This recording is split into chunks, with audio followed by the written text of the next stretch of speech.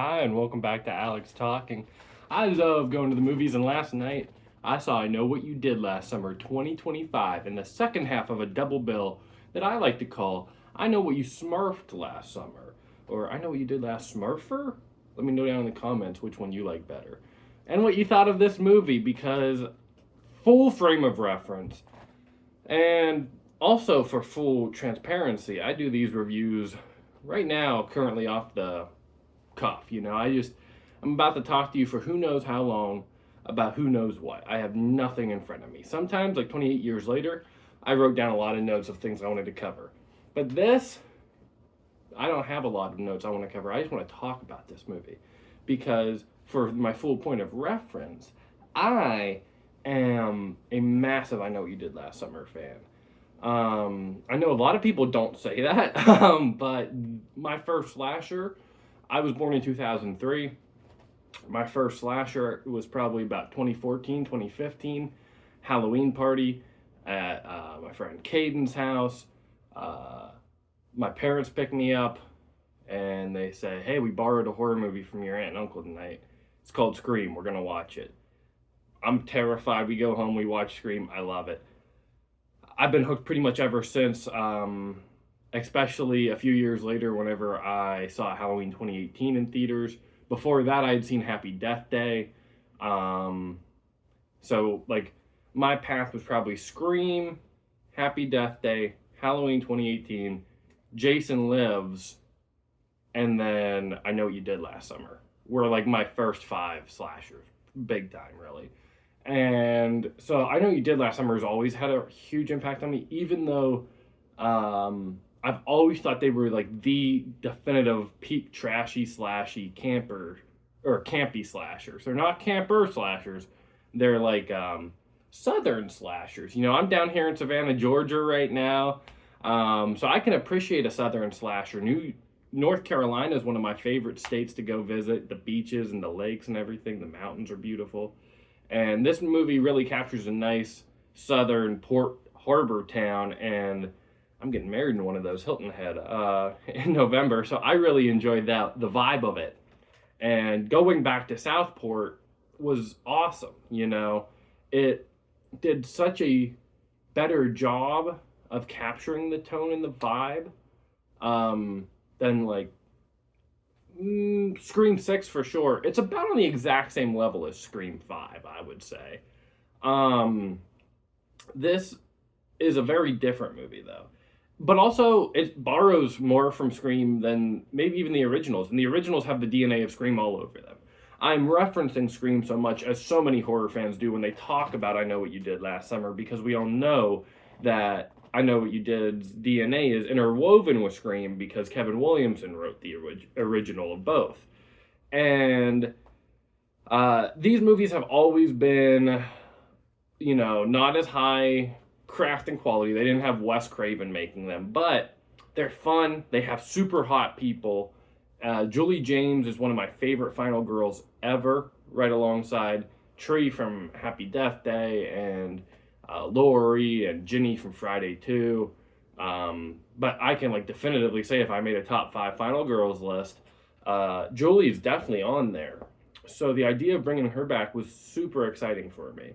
And I went in borderline pessimistic. I had not watched the trailer because I didn't want to have it spoiled for me. I didn't want to know what I was getting myself into necessarily. But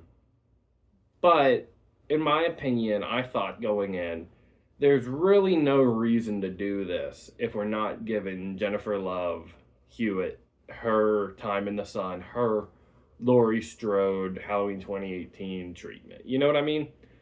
Just because I care about her and that character so much. It's been so long since we've seen JLH on the big screen, and I really just thought that that's what they should do.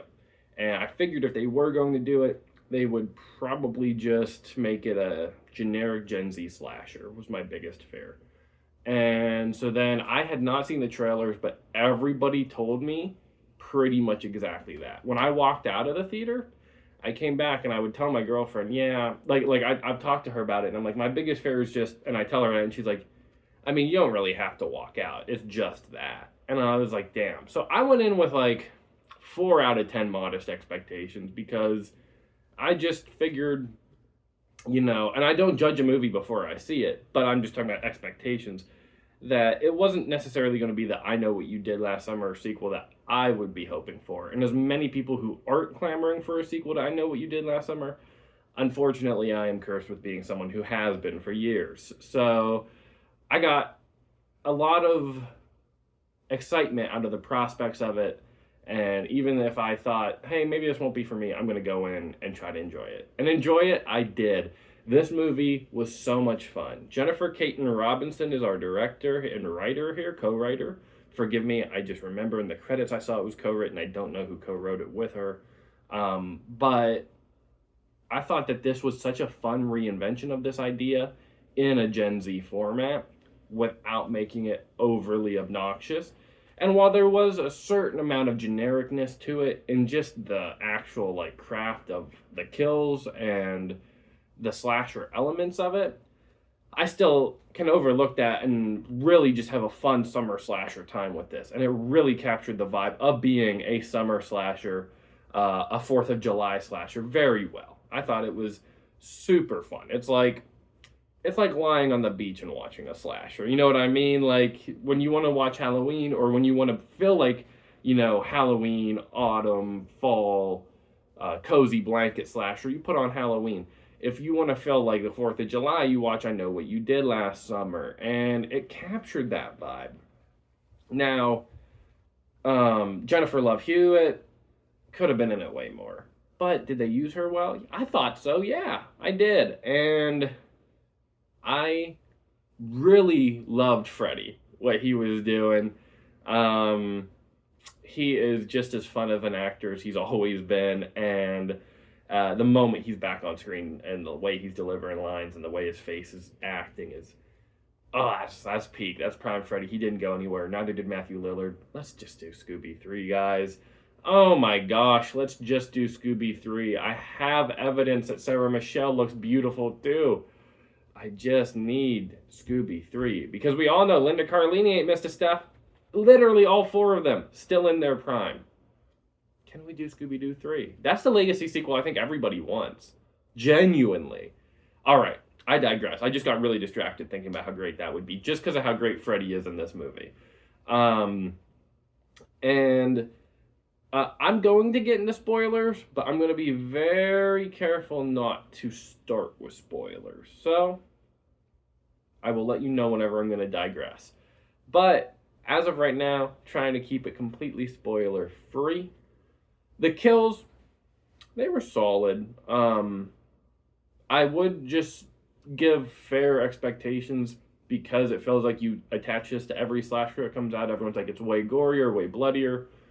Maybe than the first one, but not than the second one. I just rewatched the second one 2 days ago, and I can say it's the exact same level of violence, pretty much. These movies have never been violent. They like to do cuts whenever people are getting killed. Because it probably would be grisly to try to kill someone with a fish hook. And it would probably look like, Saw if they tried to do that. But we never even do see it because they just don't have an interest in showing us that sort of thing. And this movie really did not as well. It had some aftermath of kills that were nice and brutal. Really appreciated bodies being as gnarled up as they were, but the actual kills themselves were still a lot of stabs and solid amount of cuts. There was one in particular through a throat that stood out, though, as being the best of the movie to me. Now, Chase Wee Wonders and Madeline Klein are the absolute 2 standouts of the new young cast. I'll talk about them for a second. Forgive me, I do not know their characters' names. Not that is a death knell for a movie, but like I said, this time I didn't write anything down. I just want to talk about it. And both those actresses did a very good job. I thought those were 2 very well-written female characters. The dudes were fine, the 2 main guys. And there's a weirdo girl as well who wasn't that well-written. Just subtlety-wise. And there's a certain level of campiness and silliness to these movies that subtlety's not necessary for. It's just bad dialogue. Like, there's scenes where it's like, I'm going to go see my high school boyfriend, and then you get to the party and it's like, are you going to see your high school boyfriend tonight? And then cut to the boyfriend, are you going to see your girlfriend tonight? And then they see this weird girl and they're like, oh, that's our weird friend from high school. Should we go talk to her? And then cut to the weird girl. Who are they? Oh, those are my weird friends from high school. Should I go talk to them? Like, that was weird dialogue, weird editing, and just a weird choice to include in the movie. I know that's hyper specific, just very much so stuck out beyond being, this is campy, this is silly, just, this is bad. And that's okay. It was just, you know, needed some more passes with the line deliveries or just different lines. I don't know, but that aspect of it was weird and did not entirely work. Overall, though, I had a very solid fun time at the movies. I would give this a solid 3.2 out of 5 and say go see it, man. I'm going to go see it again, that's for sure. And I hope it bumps up way higher on a second watch even. But yeah, all that being said, let's get into spoilers. So you have been warned, following 11 minutes, we have spoilers. Ray is the fisherman! Oh joy! This movie had the balls to do what Scream didn't. I remember everyone going into Scream 5, the killer of this movie is on the poster. And now we all know the killer was a Nora, so that's okay. But at the time, we all really wanted it to be Dewey or Gale or maybe even Sydney. And I kind of went into this movie like, fuck it. They didn't do that with Scream. I would love it if Jennifer Love or Freddy is the killer here. And they did that for me. And because they did that for me, I can forgive the fact that the writing on it borderline doesn't even make sense. Just in the entire execution of the way things play out in the third act. Because it is silly. Because the movie up to that point has established it is silly. And that the tone is trashy slashy. And we're just having fun. So I can forgive all that because it did exactly what I needed it to do. And what I wanted it to do. And in a satisfying enough way, as much as it was a little too out there for me. You know, this is a franchise that my favorite movie in the franchise has a big twist about a kid named being Benson. Ben's son. Like, that's my favorite movie in this franchise. I don't need these to be smart. They know what they are. Jennifer Love Hewitt is so fucking hot. And, you know, so is Chase Sweet Wonders in this. You know, they put her in that tank top right away. They knew what they were doing.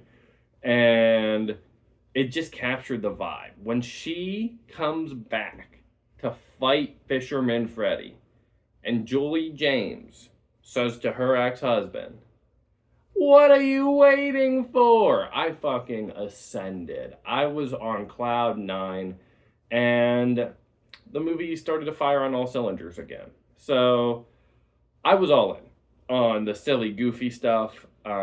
As much as the ending tried to derail the whole thing by being so out there, I jumped ship with it and happily swam to shore because I thought it was just such a fun way to take it. And then, oh my gosh, there's a line in this movie where the guy's like, why don't we just hop on a boat and drive to the Bahamas? And Freddy looks at him and has a line that, well, you know, this is the spoiler section. I can say it. It's like, for reasons I won't get into, I wouldn't do that. Which is such a hilarious way to canonize I Still Know What You Did Last Summer. To have the fucking scrotum to be like, no, we're going to acknowledge that horrible sequel that is actually awesome. Peak cheese. But like everyone relentlessly makes fun of and says is one of the worst sequels in horror movies until you watch I'll Always Know What You Did Last Summer. But most people I know just despise that one. I hope it gets a renaissance because I Still Know is, like I said, that's my favorite. I think it's great. But as much as people bitch about that, you would think they'd make it not canon, and they did, and I appreciate it so much. And then you get the end credit scene where her roommate from the second movie, I Still Know, is referenced again, and Jennifer Love Hewitt goes to her and is like, this shit is not done. We need you to pay us our money to give us a sequel and make I Still Know What You Did Last Summer too. Bitch, take all my money. It's yours. It's yours. You've had my heart since the first one. I need a fourth one. A real fourth one. Because I count this as like a third one. Because I'll always know is like a fake movie to me. But I need a sequel. I need them to do the one where they bring back the I Still Know crew. I also think that they have a full avenue to continue this franchise with a fisherman established. It should just be Freddy. You have Freddy. Like I've established, Freddy is still peak. Let him just be your goofy, campy fisherman. Even make him a zombie fisherman if you want. Do whatever you want. Just make sure it's Freddy. And yeah, you're going to make a gazillion dollars. Anyways, I thought this was a blast. I really enjoyed the way the final girls were handled. Madeline Klein was obviously your Helen Shivers, and the scene you get with Helen coming back, that's why I said Sarah Michelle Gellar, still beautiful. Hope that wasn't a spoiler there. But my goodness, that was amazing seeing her as the Croaker Queen again. And, you know, Helen dies in the first one. They didn't want to make that mistake with the Madeline Klein character in this one, so she just gets thrown overboard but survives. Whatever. It's a silly movie. You get some fun dialogue with them at the end. The girls are allowed to be happy. Them and JLH, the roommate, give us a 4-girl versus Freddy sequel. And yeah, I have a hard time thinking that's not going to be the best one, you know? Don't give the girls new younger friends. That's my only request. Do not give the 2 young girls younger friends. Just let them be friends with Julie and her roommate. Oh, sorry, big yawn. I think that would just be the best way to take this. I don't mean to be so franchise-minded, saying what they should do with the sequel to this already, but this did get my gears going. I really enjoyed it, and as much as it wasn't as good as I necessarily would have hoped, it still was better than I hoped. And that's a silly thing to say, but just it wasn't as good as someone who's wanted a sequel to this for years, but it was much better than with the elements that were coming together I thought it was going to be. I thought it was going to be very generic, and it just wasn't. It had a lot of heart, a lot of passion, a lot of genuine laughs, and was obviously made by someone who cares and is a fan of the franchise, and I really appreciated that. And I hope Jennifer Caton Robinson gets to come back and do a sequel to this, to be honest. If she wants to. Like, I don't know if it's something that she would have enough passion to return to, but if so, I thought that this was handled really well, and the new angle on it was a lot of fun. And I really, really enjoyed what I saw out of this movie, and can't wait to see a sequel, or to see it again. I've already established what I think about a sequel, but I can't wait to see it again with the context of who the killer is, and enjoy it through that lens. But yeah, I thought Chase Wee Wonders, what a fun new young actress, because I really enjoyed her work in the studio with Seth Rogen as well. And this is a completely different role, and done just as well. Also, the marijuana update, making it cannabis instead of drunk driving. And of course, I guess they weren't driving when it happened. They just were in the middle of the road. Which is just like, yeah, like teenagers being stupid. But what are you going to do? Sometimes they are. So I'm okay with a slasher movie making decisions like that, because slashers movie exists to kill stupid teens. That's why they're the ones we follow in the movie. So yeah, let me know what you thought in the comments. I really enjoyed I Know What You Did Last Summer. And if you saw the Smurfs, I dropped my Smurfs review down in the comments. I know what you did last Smurfer, baby. Check it out. Have a great day.